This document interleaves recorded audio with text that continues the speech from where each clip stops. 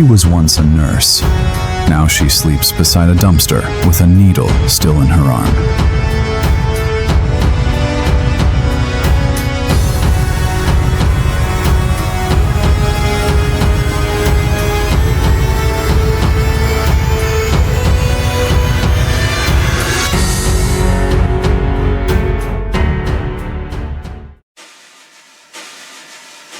Her name is Maria, and she's one of thousands swallowed by Philadelphia's fentanyl war.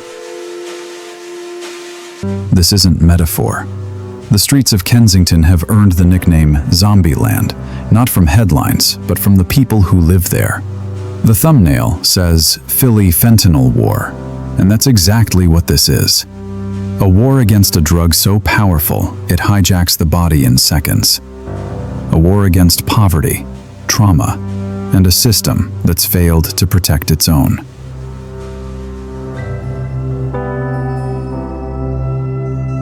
We'll walk through the blocks where people slump over fire hydrants, lie motionless on sidewalks, and live in tents stitched together with hope and desperation. We'll meet Maria and others like her, whose stories reveal not just addiction, but this isn't just Philly.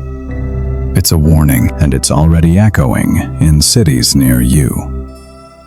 Viewer takeaway. By the end of this documentary, you won't just understand the crisis. You'll see the choices we still have, the policies we can change, the compassion we can choose, and the people we must never forget.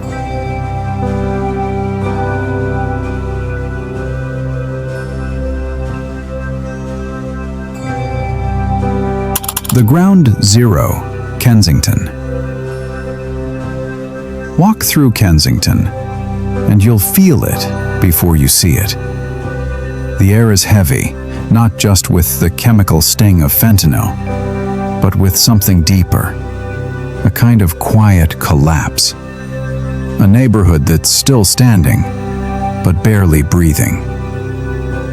A shopping cart rattles across cracked pavement. A siren wails in the distance, then fades into the hum of traffic. Beneath it all, there's a silence that doesn't feel peaceful. It feels abandoned. This is Philadelphia's Ground Zero, the epicenter of a crisis that's turned sidewalks into survival zones. Tents line the streets like scars. Blue tarps, plastic sheets, and broken umbrellas stitched together into makeshift homes. Beneath them, people sleep curled around their belongings, their bodies half hidden from a world that's already forgotten them. You'll see figures slumped over in broad daylight, frozen mid-step, heads hanging, arms limp. Some are unconscious, some are using. Some are just trying to make it through another hour. And all around them, life goes on. Children walk past on their way to school. Commuters rush to catch buses. And the city, somehow, keeps moving. But Kensington isn't just a place. It's a warning. A mirror held up to a society that's allowed its most vulnerable to fall through every crack.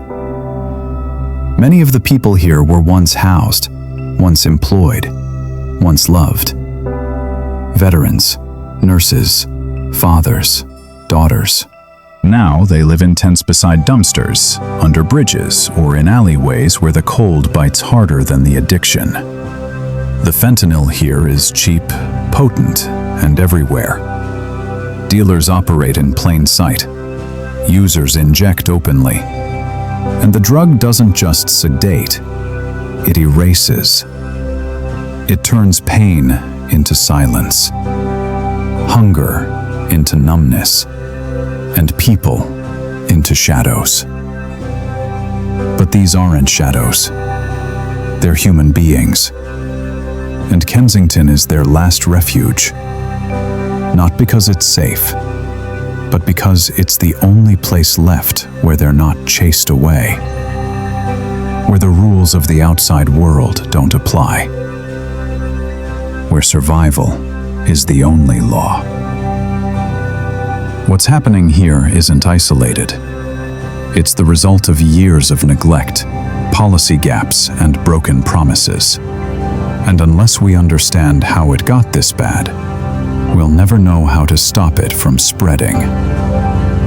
Fentanyl is a downer and crack's an upper, so fentanyl you're like falling asleep, and crack you're like, I don't know how to put it, like skitzing and like running around and your eyes are bulging out. And right. Well, and fentanyl you get physically addicted.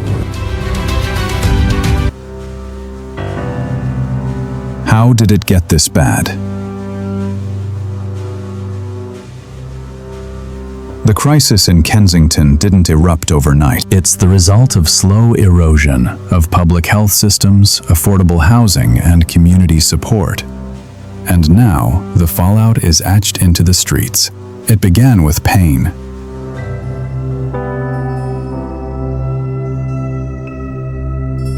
In the late 1990s and early 2000s, prescription opioids were widely distributed to treat chronic pain. Many people, trusting their doctors and the system, became dependent.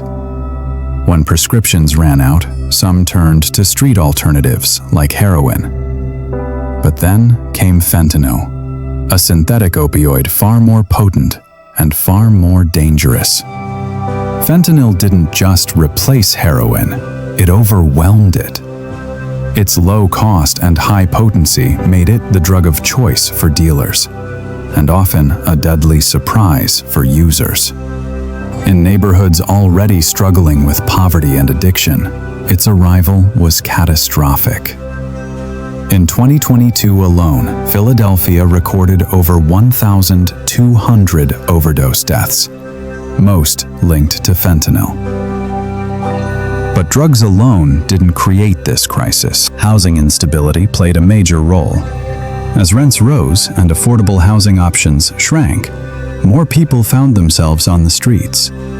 Without stable shelter, recovery becomes nearly impossible. Add to that the lack of accessible mental health care, and you have a perfect storm. In Kensington, this storm has been brewing for years. Public services are stretched thin. Outreach teams do what they can, but the need far outweighs the resources. Emergency rooms treat overdoses, but discharge patients back into the same environment. Shelters fill up quickly, and many people are left with nowhere to go. There's also the weight of stigma. Society often sees addiction as a moral failure rather than a health issue. This perception leads to policies that punish rather than support. It leads to silence, avoidance, and a lack of urgency. So, how did it get this bad? Because the systems meant to protect people, housing, healthcare, community support, failed to keep up. Because the warning signs were ignored. Because the people most affected were often the least heard. And now, Kensington stands as a painful reminder. A neighborhood where the consequences of neglect are no longer hidden. Where the question isn't just, how did this happen? But how long can we let it continue? The numbers behind the nightmare. It's one thing to see the tense, the silence, the slow unraveling of a neighborhood. But behind every image is a number. And behind every number, a life that once had a future. In 2023, Philadelphia recorded 1,122 overdose deaths, most of them linked to fentanyl. That's more than 3 lives lost every single day. While this marks a slight decrease from 2022's total of 1,207, the crisis remains deeply entrenched. Kensington, though just one neighborhood, continues to bear a disproportionate share of this loss. The racial breakdown reveals troubling disparities. Overdose deaths among non-Hispanic white residents dropped by 15%. Among non-Hispanic Black residents, the decline was only 5%.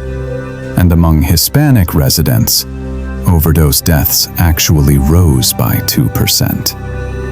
The crisis is not just persistent, it's uneven. Nationally, Synthetic opioids like fentanyl remain the leading cause of overdose deaths, involved in nearly 70% of all fatal overdoses. The drug's potency, low cost, and frequent contamination of other substances make it especially deadly. One misstep, one dose. That's all it takes. But this isn't just about death. It's about displacement. Thousands of Philadelphians are experiencing homelessness, and many live unsheltered in areas like Kensington. A recent survey found that nearly 1 in 4 unsheltered individuals cited substance use as a direct barrier to accessing housing or services. The streets aren't just where they live, they're where they're stuck. And the cost? It's not just emotional. It's economic. The city spends millions annually on emergency response, sanitation, and short-term interventions. But without long-term solutions, stable housing, accessible treatment, mental health care, the cycle continues. The numbers rise, the tents multiply, and the silence deepens. As one paramedic put it, we revive the same people every week. It's like Groundhog Day, but darker. That's not just exhaustion. That's a system on repeat. And it's not just Philadelphia. From Vancouver to Manchester, echoes of Kensington are growing louder. The symptoms may vary, but the root causes are painfully familiar. Poverty, trauma, neglect, and a system that reacts instead of prevents. But numbers can't speak. People can. And in the next chapter, we'll hear from those living this crisis in their own words.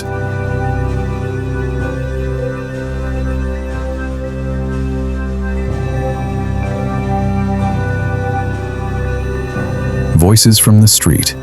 Statistics can shock, images can disturb, but nothing hits harder than hearing it from the people living it.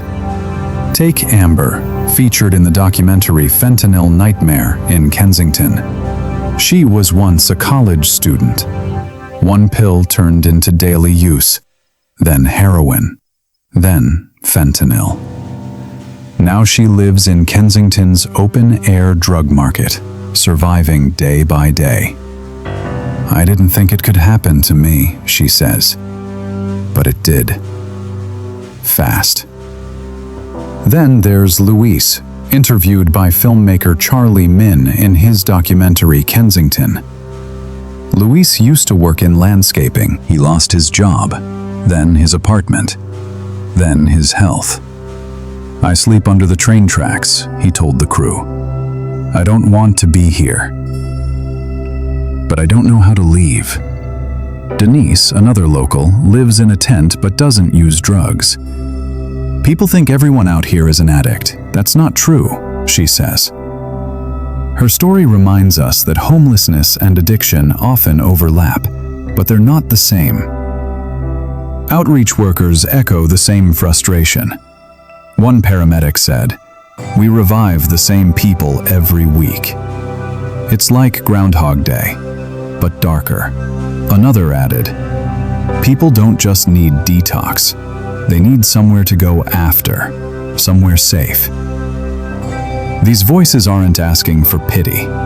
They're asking to be seen, to be heard, to be treated like people, not problems.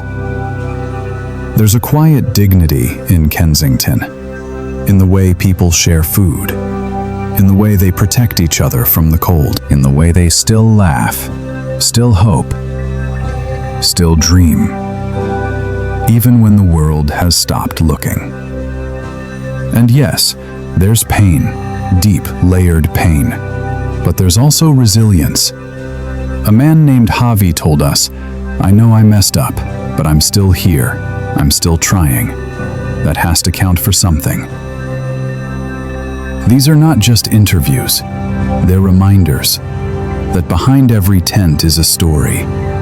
Behind every statistic is a soul. And behind every collapsed system are people still standing, barely, but bravely. In the next chapter, we'll ask the hardest question of all.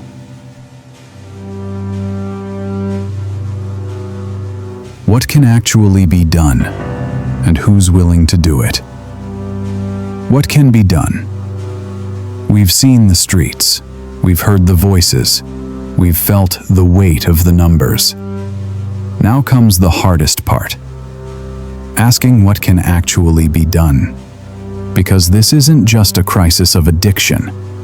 It's a crisis of abandonment. And fixing it means rebuilding the systems that were allowed to collapse. Housing. Recovery doesn't happen on a sidewalk. Without stable shelter, every other solution falls apart. Cities like Houston have shown that coordinated housing-first models, where people are given homes before being asked to get clean, can reduce homelessness dramatically. Treatment access. In Kensington, wait lists for rehab can stretch for weeks. That's time people don't have. Expanding low-barrier treatment centers, mobile clinics, and walk-in detox units could save lives. Not eventually, but immediately. Mental health support. Many people on the streets are living with untreated trauma, depression, or schizophrenia. Without mental health care, addiction becomes a form of self-medication. We need more counselors, more outreach, and more compassion, not just prescriptions. Fourth, harm reduction. Controversial to some, but proven effective. Programs that distribute Narcan, offer safe use kits, and even supervised consumption sites don't encourage drug use. They reduce death. They buy time. And sometimes, that time leads to recovery. Fifth, community investment. Kensington didn't become this way in a vacuum. Decades of disinvestment, unemployment, and neglect paved the way. Revitalizing neighborhoods with job training, education, and local leadership isn't charity. It's prevention. And finally, changing the narrative. We must stop seeing addiction as a moral failure. Stop seeing homelessness as laziness. Stop seeing Kensington as a lost cause. Because every person in this crisis is still a person. Still worthy of dignity. Still capable of change. This won't be easy. It won't be fast. But it's possible. And it starts with asking not just what can be done, but what we're willing to do. In the final chapter, we'll ask the question that lingers after the credits roll. What happens if we don't? What happens if we don't? If we do nothing, Kensington doesn't just stay the same. It gets worse. More tense. More overdoses. More families torn apart. More lives lost, quietly, without headlines, without funerals, without anyone noticing. The crisis will spread. It already is.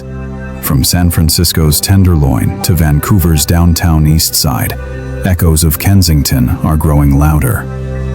Cities across the US and beyond are facing the same storm.